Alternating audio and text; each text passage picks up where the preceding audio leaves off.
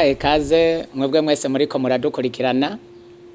Jewe muriko murakurikirana nitwa Pasteur NDUWIMANA Joseph, ndongo ishengero ryo kwihana no kuruhukira muri Yesu Kristo Église de la Repentance et du Repos en Jésus-Christ, rikorera kwijabe imbere y'ishengero rya Pentecote Ntahangwa. Ukiduga uduganye barabara Avenue de Imprimerie musi ya Setemo mu kuboko kw'iburyo akabarabara ka mbere. Nagomba ndabashingira intahe y'ubushobozi buva mu kwihana ivyaha no mu kwatura ivyaha.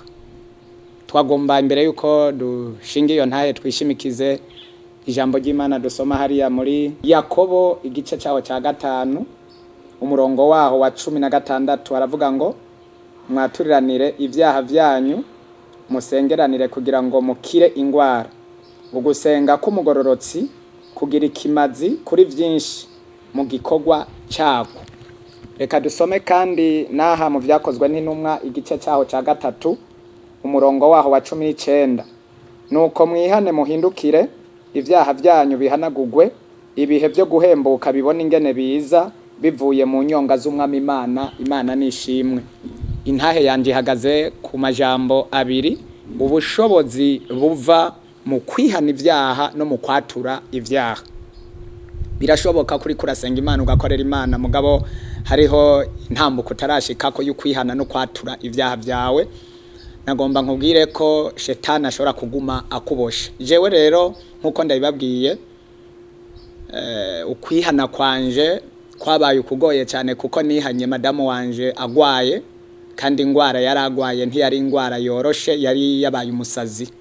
Yarasarakiruka agatimpuza agatera amabuye abantu, agafata umupanga agatema abantu mu buryo bwose bukomeye cyane.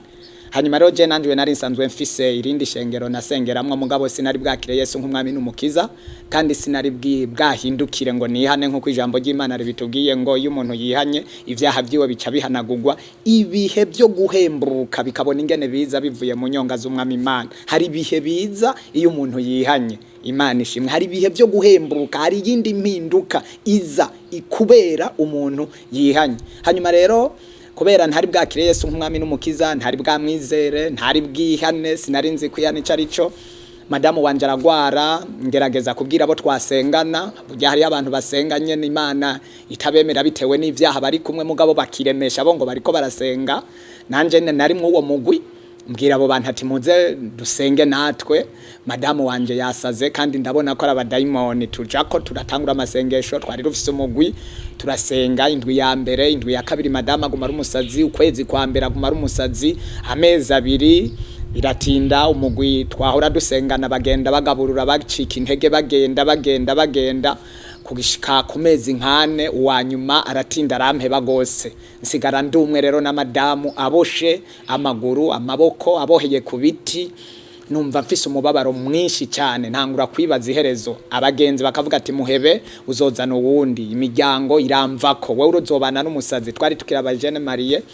Hanyuma rero ntibyari byoroshe kumuheba n'ungene namukunda ataco dupfuye, ari ingwara agwaye kandi imuje ko natwe nawe atabishaka, kandi vy'ukuri atakintu na kimwe turapfa, kandi naho twari kugipfa ntivyasigura ko noca ndamuheba.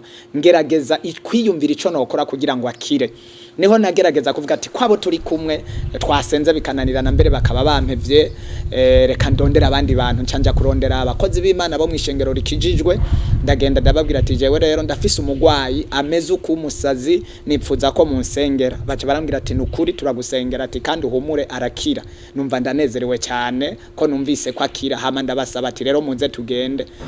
Barambwira ati ni vyiza ko tugenda, mugabo imbere yuko tugenda uwo muntu w'umusazi amusazi uko bisaba ko umuntu iyo agwaye canke uyo akeneye gusengerwa umuntu abanza gukwihana, akihana ivyaha vyiwe. None rero uwo muntu agwaye w'umusazi nta bwenge afise, ntazi ivyo yihana. Kugira ubushobozi bw'abadayimoni bucika intege bisaba ko umuntu yihana akitandukanya n'ivyaha, kuko abadayimoni bahagarara ku vyaha.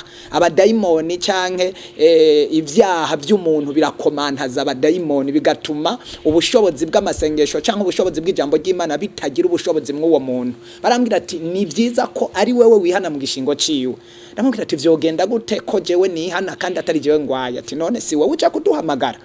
babitubambwiye uko sinavyakiye sinabona ko ndabishobora ndabivuga toya ndasubira inyuma ndavuga ati je nsanzwe nsenga kandi byukuri nanje ndasenga ati none kusenga kutashoboye kwisengera ko hakageza ahuza kuduhamagara ndataha ndasubira inyuma ndabaheba uwo munsi sinashoboye kubikora mugabo haragera igihe numva mbuza amahoro ndavuga ati none nimba madamu wanje gukira kwiwe ruko no kwihana nkaba ntagiye mu vyaha nkaba ntagiye gukora ibindi kanaka inyuma yaho nari nirutse mu bintu byari byo byose bambwira ngo yokira ntiyakira kwa muganga hirya no hino none kugeza ubu ico tuma ntihana nimba kwihana bizana amahoro nimba kwihana bizana ubushobozi bw'Imana nimba kwihana bituma umusazi akira ni giki cyo tuma jewe ntihana ndirimbura cansubira kurondera abakozi b'Imana ndababwira ati jewe nemeye kwihana nsigurira mu nyori yanti ngene nihana n'ivyo nkora arabwira ati nta kindi nuko ufata ingingo yo guhinduka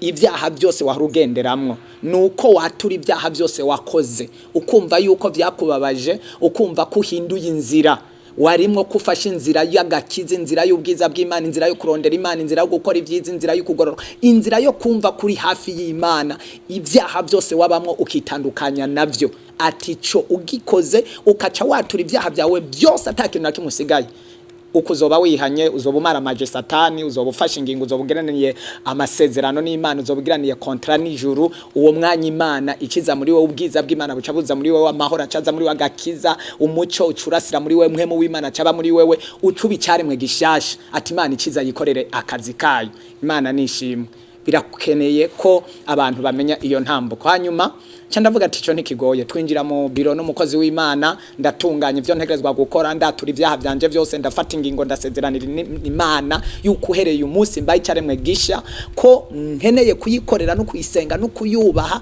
ko nitandukanije n'ingeso mbi zose satani yari yaranyanduje naho nitwa ngo ndasenga maze kwatura ivyaha byanje byose uyo mwanya nyene naciye nsengewe numva mahoro mu mutima atandukanye nayo nahora numva mu gihe nasenga hari abantu basenga ntibaronka amahoro ntibaronka umunezero wibaza ko ikizibira amahoro ari giki ni ibyaha vyawe iyo umuntu afise ibyaha naho yosenga ni nka kujya ufata amazi ukayasuka kwibuye ibuye rirashobora kuba mu mazi imisi miremire ntigina ntiribomba ahubwo riguma riza ko ibintu bita urubobi ni ibintu binyerera uhonyoye binyeregeta uhonyoye kw'iryo buye ushobora kwikubita hasi n'abantu baba mu ishengero n'abantu bitwa ko bariko barasenga bakorera Imana bafise ibyaha nuko baba bameze baba bakomantaye nta munezero nta mahoro nta byizigiro nta mwemu yera bagira ariko baribesha gusa bakamera nk'abafarizayo bagasenga nanje nuko nari imeze hanyuma mejeje kwihana numva umunezero mwinshi numva amahoro menshi numva amarira aratemvye numva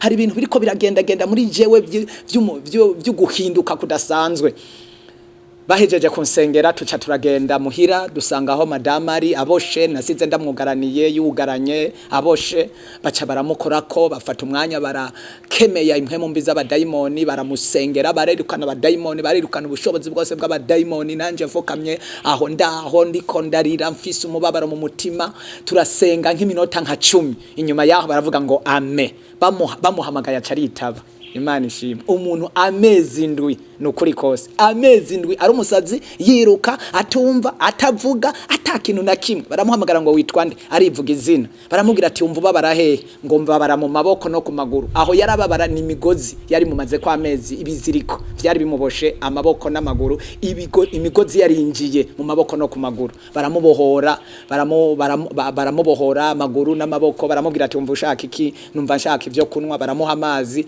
baramubwira ati aba ni bande arabavuga rambaza arabaza nabandi turabura babona ati ndababona wa uvuye he ati sinzi yo narindi ariko nagomba nkubwire nukuri kose amezi ngo umuntu atavuga amezi ngo atagira ubwenge amezi ngo ari umusazi kandi twarasenga mugabo kubera yaraboshwe n'ubushobozi bw'abadayimoni kandi yaraboshwe n'ubundi bushobozi bw'ibyaha nagomba ndakubwire mwene data nshuti mukundwa uri kurankurikirana kwihana ibyaha ukabyatura birazana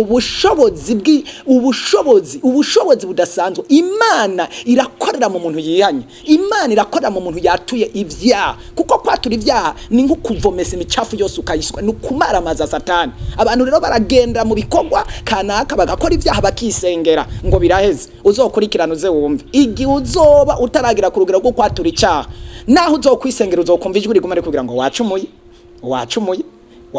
naho wibesha wacumuye, iryo jwi urarigendana ugasenga bagahaguruka bakagusengera ukumva umenga wahariwe, ariko uwundi mwanya ukazumva ijwi ngo ariko waracumuye. Ariko iyo ugeze ku rugero gukwatura ico cyaha ukavuga ngo Imana imbabarire, ukarondera umukozi w'Imana mukaje ahantu ukatura icyaha cyawe ufise umubabaro mu mutima ukumva ko ufashe ingingo yuko utazogisubira, uyo mwanya nyene kubera ubumara maje Satani n'ijwi rica rigenda uca wumva amahoro, uca wumva umunezero. Nagomba ndangize ndababwira yuko kwihana no guhindukira ukava mu nzira warimo. Twavyumvise hano mu vyakozwe n'intumwa ngo nuko mwihane muhindukire mwitandukanye n'ivyaha.